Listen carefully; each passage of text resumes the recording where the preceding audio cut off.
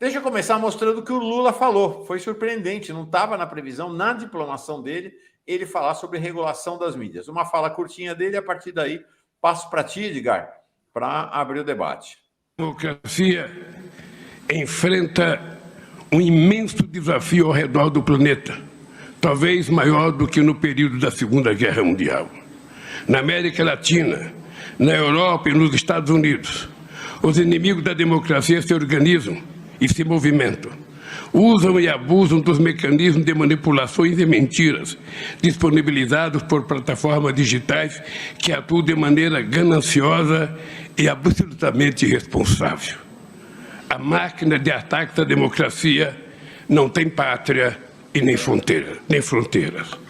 O combate, portanto, precisa ser das mais trincheiras de governança global por meio de tecnologias avançadas e de uma legislação internacional mais dura e mais eficiente.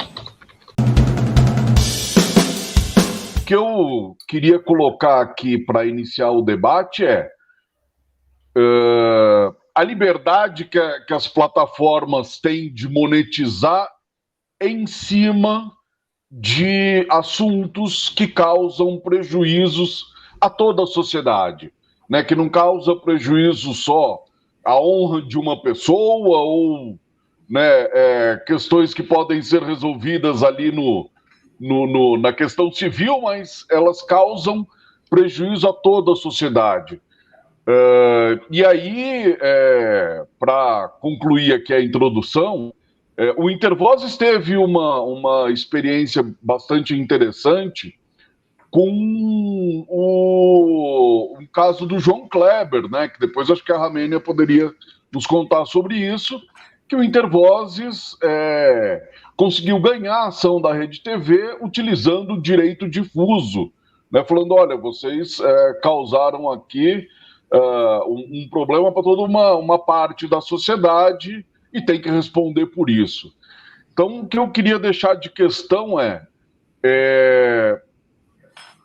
como a gente contestar essa liberdade das plataformas de monetizar em cima de questões que causam prejuízos sociais, né, a grande parcela da população, e quais seriam os melhores caminhos de regulação. Já que você mencionou a Ramênia, vamos começar por ela. Ramênia, por favor. Bom dia, pessoal. Então, eu vou começar falando sobre essa questão. O Edgar me pediu para falar um pouco sobre a questão do direito de resposta, para a gente tentar trabalhar isso junto com uma regulação de plataforma.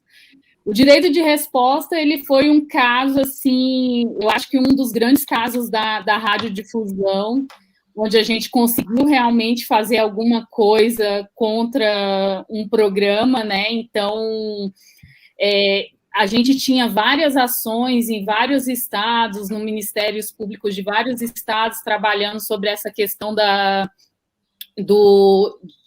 violação de direitos em vários programas, e a gente não conseguia também emplacar que avançasse em alguma coisa. Então, esse direito de resposta, ele vem... A gente até se assusta com a rapidez que ele também foi julgado e foi garantido, né? Só que a gente passou por várias questões antes, né? Então, assim, contextualizando primeiro, né?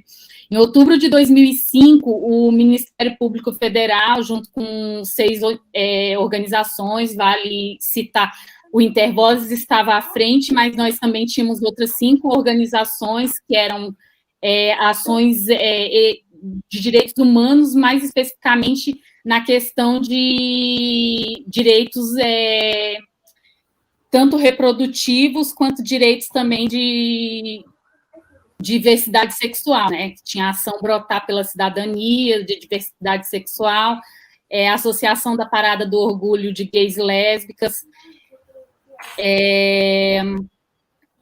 Eu estou esquecendo aqui outras entidades, mas a gente trabalhou em conjunto com mais outras 5 entidades que vale a pena a gente frisar.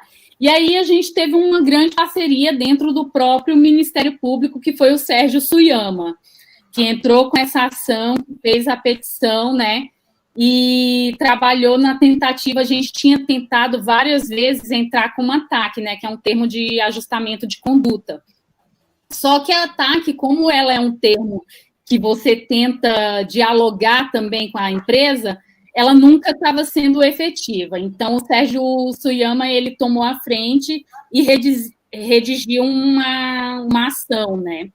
E aí, nessa ação civil pública contra a Rede TV e contra o João Kleber ele tinha 2 programas dentro da Rede TV, que era um programa dentro da tarde, que era A Tarde é Quente, e o outro programa, que agora eu não estou lembrada muito bem como é que era, mas era um programa noturno. Esse programa noturno, ele ainda estava dentro da questão da classificação indicativa, então ele estava no horário adequado, na classificação indicativa.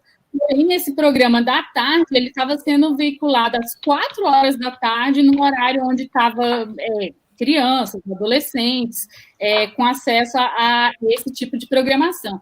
E a programação dele, ele era muito focado em pegadinhas com coisas que violavam os direitos humanos mais fortemente sobre homossexuais, né?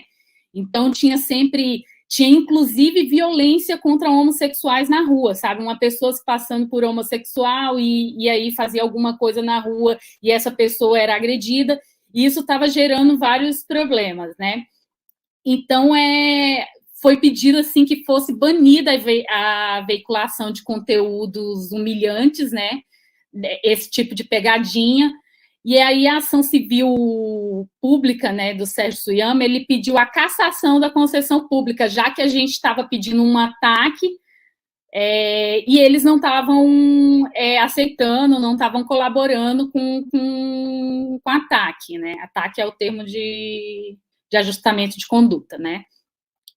E aí, então, ele pediu a cassação por violar direitos humanos, pediu também que fosse feito o pagamento de 10% do valor que a Rede TV, naquele momento, informava que era o que ela recebia, e pediu também que fosse feito um direito de resposta por 60 dias, né? Aí, isso foi em outubro de 2005, então foi bem rápido. Em novembro, a gente já teve um retorno de uma liminar que pediu também a suspensão imediata do programa. Da Tarde é Quente, no caso, né? O segundo programa dele não teve essa questão, porque a gente trabalhou também com a questão da classificação indicativa. E aí a gente conseguiu que tivesse 60 dias de uma programação sobre direitos humanos, contra a discriminação por orientação sexual, com custos arcados pela própria emissora. Só que o que aconteceu foi que a Rede TV ignorou, mesmo a juíza, no caso, era a juíza federal Rosana Vidor, que ela concedeu a liminar, e a Rede TV não aceitou receber. Os funcionários da Rede TV não aceitaram receber a liminar. Então, como teve uma reiteração constante desse comportamento, eles entraram com uma outra liminar foi assim, entregou pessoalmente à Rede TV o material. A gente já tinha até produzido um material para começar a divulgação, porque tinha uma data para começar, e como eles não receberam nem o material, foi feito um outro processo que foi aceito na mesma hora, né? Foi feita uma petição que foi acatada imediatamente, e foi suspenso a programação da Rede TV. Então, quem ligou a TV no dia 14 de novembro, a partir das 21 horas, já viu a Rede TV bloqueada. Na verdade, ela estava chiando para quem ligou a TV para assistir aquela programação. Então, isso gerou, assim, aí sim a Rede TV se mexeu. Por quê? Mexeu com patrocinadores também. Os patrocinadores começaram a ir atrás da Rede TV, a procurar aí, assim, o que está acontecendo e tal. No dia 15, que era um feriado, né, 15 de novembro, a Rede TV procurou o Ministério Público e essas 6 entidades que moveram a ação civil pública, né, com uma proposta, e aí sim ela fez uma contraproposta, né? E aí virou um ataque mesmo, que era de veicular durante 30 dias uma série de programas sobre direitos humanos e que seriam produzidos pelas 6 entidades em conjunto com o Ministério Público, caracterizando como direito de resposta daqueles que foram violados, né, e desrespeitados. Então, foram 30 programas sobre vários temas. Inclusive, o primeiro programa a gente fez sobre direitos humanos, num alinhamento geral, até para quem estava chegando ali naquele momento saber do que se tratava e por que nós estávamos ocupando aquele horário. Nós ficamos na programação no horário de 17 horas até as 18 horas, né? A gente tinha 1 hora por dia durante 30 dias. E o último programa foi direito do telespectador, exatamente para compreender também essa questão dos direitos que você tem, não como consumidor, mas como a questão de uma TV ser uma concessão pública. E, no caso, você tem dentro da própria Constituição de 88 algumas diretrizes para essa concessão, né? Então, como violou vários direitos dentro dessa concessão, a gente conseguiu essa ação, né? E aí, dentro da contraproposta também, eles deram R$200 mil para a produção dessa programação e outros 400 mil para o Fundo de Defesa de Direitos Difusos, né? E assegurou que não iria ofender mais os direitos humanos. Então, tinha também uma questão, e para isso a gente também retirou, né, a ação primeira, né, que era pedido de cassação da concessão da Rede TV. Então, foi fechado isso.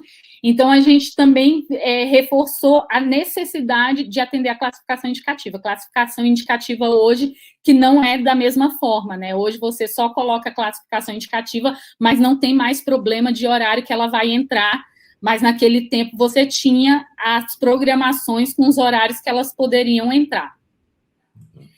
E aí a gente começou o direito de resposta no dia 12 de dezembro, e foi até o dia 20 de janeiro de 2006. E outra coisa, assim, outro programa eu vi na TV, que era o da noite. Acabou que a gente ganhando essa TAC, a gente fechando essa TAC, a própria Rede TV, ao tentar reformular o programa do João Kleber, percebeu que o corte das pegadinhas e do teste de fidelidade, que eram os dois que infringiam mais os direitos humanos, não tinha conteúdo para o programa, né? Então, eles acabaram encerrando sua parceria com o João Kleber também. Foi até mais ou menos no mesmo período que depois João Kleber foi fazer um programa parecido em Portugal. Porque aqui no Brasil ele já não tinha espaço depois desse problema, né? E aí a gente discutiu toda essa questão dos direitos humanos em 30 programas, tinha vários temas, desde direito à saúde, direito à cidade, direito à mobilidade, direito à diversidade, especialmente a questão de direito, a questão de gênero e a questão também dos direitos sexuais. A gente fez 2 programas de direitos sexuais e esses programas, alguns deles ainda tem na internet, se procurar, vocês encontram alguns deles, e tem também o livro que está dentro do site do Intervozes falando sobre todo esse trabalho, né? Uma Legal. Coisa dentro desse projeto é que é a centralidade da mídia na nossa sociedade desde a formação de valores, e isso foi uma questão que a própria juíza colocou, né? Que há deveres que são constitucional e estão estabelecidos dentro da Constituição, né?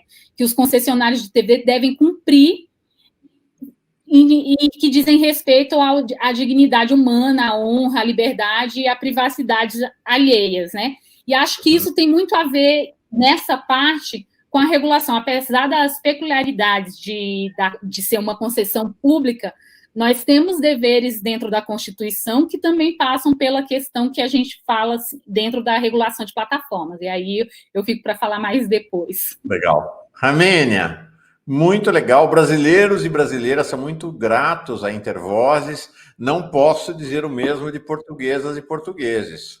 Não é? botaram o João Kleber para lá. Muito legal, essa história realmente é uma referência, né, nesse debate sobre regulação das mídias no Brasil.